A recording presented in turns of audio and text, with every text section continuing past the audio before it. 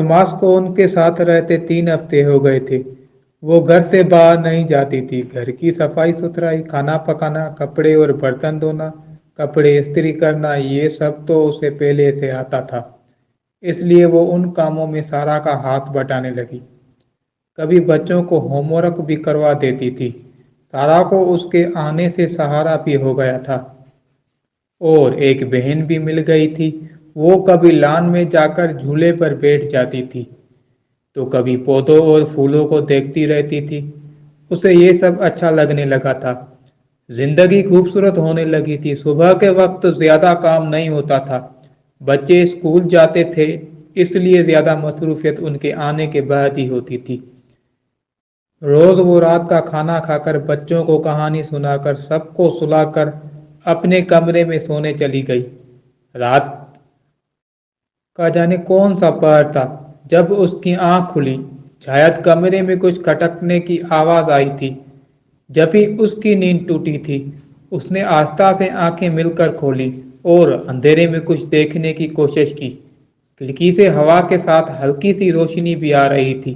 اس نے مطمئن ہو کر دوبارہ سونا چاہا تو دروازے کے پاس کھڑے ہیولے کو دیکھ کر اس کی چیخ نکل گئی۔ کون ہو تم؟ مردانہ غصیلی آواز پر اس کی جان میں جان آ گئی۔ شکر کیا کہ وہ کوئی بھوت نہیں تھا، انسان ہی تھا۔ لیکن پھر ایک اور پریشانی نے آ گھیرا۔ ایک مرد اس وقت اس کے کمرے میں کیا کر رہا تھا؟ وہ ایک دم بت کر پیچھے ہو گئی۔ تم کون ہو اور یہاں میرے کمرے میں کیا کر رہے ہو؟ باجی، باجی! اس نے زور زور سے آوازیں لگانا شروع کر دی۔ وہ ہیولا ہلکا سا ہنسا۔ میرا کمرہ؟ پوچھا تھا یا بتایا تھا؟ الماس کو کچھ سمجھ نہیں آیا۔ باجی جلدی آئیں، چور چور! بلاؤ، سب کو بلاؤ، ہم بھی تو دیکھیں کہاں ہے چور۔ وہ سینے پہ بازو لپٹتے یوں اطمینان سے کھڑا تھا جیسے اس گھر کا مالک ہو۔ الماس کی جان ہوا ہونے لگی۔ اسی لمحے سارا آ گئی اور اس نے اندر گھسیٹتے ہی کمرے کی لائٹ آن کر دی۔ کیا ہوا الماس؟ سارا نے فکر مندی سے اس کو دیکھا۔ وہ کمبل کھینچ کر سینے سے لگائے بستر پر بیٹھی تھی اور چہرے سے خوفزدہ لگ رہی تھی۔ پھر سارا نے اس ہیولک کو دیکھا جو روشنی میں اب صاف نظر آ رہا تھا۔ وہ پرکشش نقوش والا، مغرور اور غصیلے تاثرات لیے دروازے کے پاس کھڑا تھا اور الماس کو گھور رہا تھا۔ الماس نے اس کی جانب اشارہ کیا۔ یہ آدمی میرے کمرے میں گھس آیا، پتہ نہیں کیسے۔ سیریسلی میرا کمرہ؟ وہ استہارانہ سا ہنسا اور انہیں مغرورانہ تیوروں کے ساتھ اسے گھورا۔ پھر گردن موڑ کر سارا کو دیکھا جو ایک دم کچھ گڑبڑا گئی تھی۔ تمہارے آنے جانے کا بھی تو کچھ پتہ نہیں چلتا۔ میں نے اسے دے دیا ہے یہ کمرہ، اسے بھی تو خالی ہی رہتا ہے، سارا نے اس مغرور آدمی سے کہا۔ پھر جیسے الماس کا خیال آیا۔ الماس، یہ میرا دیور ہے سکندر، گھر پر کم ہی ہوتا ہے۔ دراصل یہ پہلے اس کا کمرہ تھا، اس لیے اس نے بات ادھوری چھوڑ دی تھی۔ جو بھی غلط فہمی تھی دور ہو گئی۔ وہ کوئی چور نہیں تھا، مگر وہ اندر آیا کیسے؟ اس نے تو دروازے اور کھڑکی کو لاک کیا تھا۔ اور یہ محترمہ کون ہے؟ وہ اسے جانچتی نظروں سے دیکھ رہا تھا، پتہ نہیں کیوں گھور رہا تھا۔ الماس کو اس کی نظروں سے الجھن ہونے لگی تھی۔ وہ یوں دیکھ رہا تھا جیسے اس کے اندر تک جھانک رہا ہو۔ الماس نے کمبل مزید کھینچ کر اوپر کر لیا۔ یہ میری دوست ہے، کچھ دن یہاں رہنے آئی ہے۔ سارا نے جلدی سے جو جواب بن پڑا دے دیا۔ آپ کب سے اپنے سے چھوٹی عمر کی لڑکیوں سے دوستی کرنے لگی؟ کم از کم بھی 10 سال چھوٹی ہے آپ سے۔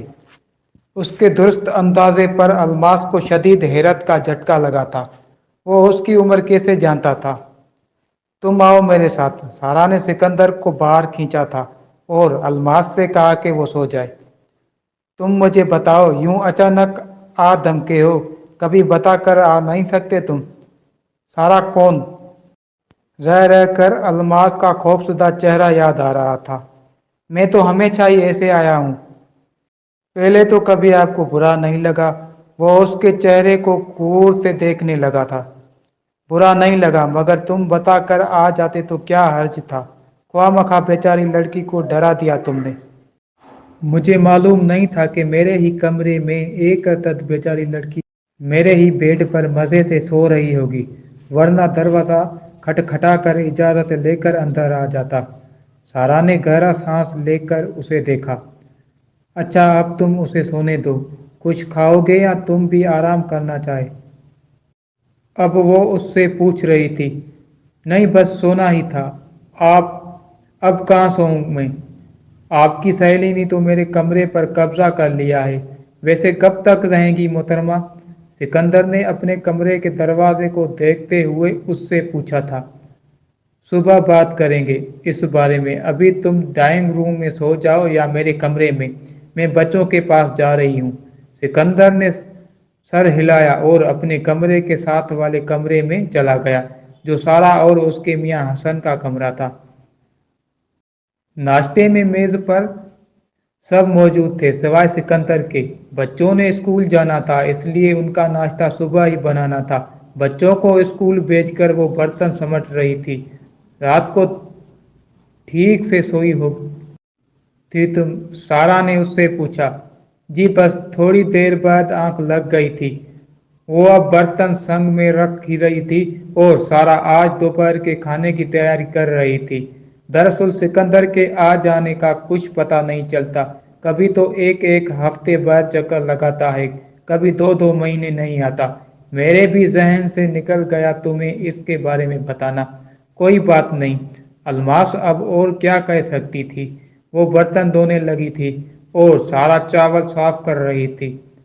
تم برا مت ماننا، وہ ایسا نہیں ہے، سارا نے کہا تھا، اور تھوڑی دیر میں وہ بھی آ گیا۔ بالوں میں نمی تھی، شاید ہاتھ لے کر نکلا تھا۔ گہرے رنگ کے ٹراؤزر شرٹ میں وہ الماس کو مغرور اور کم پرکشش زیادہ لگ رہی تھی، مگر تھوڑی دیر کے لیے۔ بھابھی ناشتہ کہتے ہوئے وہ ڈائننگ کے گرد رکھے ایک کرسی پر کچھ یوں بیٹھ گیا کہ اسے الماس بالکل سامنے نظر آ رہی تھی۔ الماس سنگ میں برتن دھو رہی تھی اور اس کے سکندر کے جانب پشت تھی۔ اسے اپنی پشت پر کسی کی گہری نظروں کا احساس ہوا۔ اس نے وہم دور کرنے کو یوں ہی پیچھے مڑ کر دیکھا۔ وہ اسے ہی دیکھ رہا تھا، اور کیا کمال کی نظریں تھیں! پکڑے جانے پر بھی اس نے نگاہیں نہیں ہٹائی تھی، بلکہ اس کی آنکھوں میں دیکھتا تھا، وہ بھی اپنے بھابھی کے سامنے۔ الماس تم پراٹھے بنا دو، میں آملیٹ گوندھ دیتی ہوں۔ سارا نے الماس کو مخاطب کیا تو اس نے نہایت فرما برداری کا مظاہرہ کیا۔ جی بھابھی جی، آپ مہمانوں سے کب سے کام کروانے لگی؟ اب کی بار سکندر بولا تھا، مگر نظریں ابھی بھی الماس پر ٹکی تھی، جسے وہ اس کی ایک ایک حرکت نوٹ کر رہا ہو۔ الماس بہت اچھے پراٹھے بناتی ہے۔ سارا نے بات بدلنا چاہی تھی، وہ جانتی تھی سکندر کی بات کا کیا مطلب تھا۔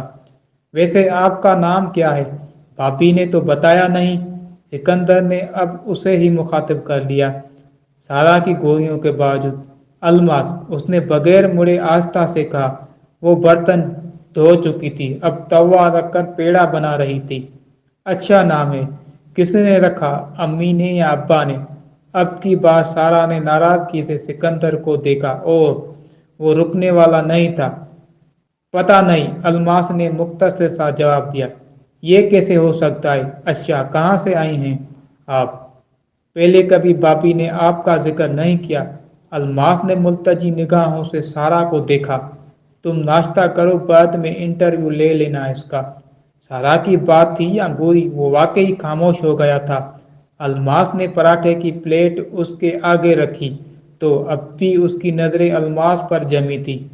پتہ نہیں وہ اسے کیوں گھور رہا تھا۔ جب تک الماس اس کے سامنے رہی، وہ اس کی نظروں سے خود پر محسوس کرتی رہی۔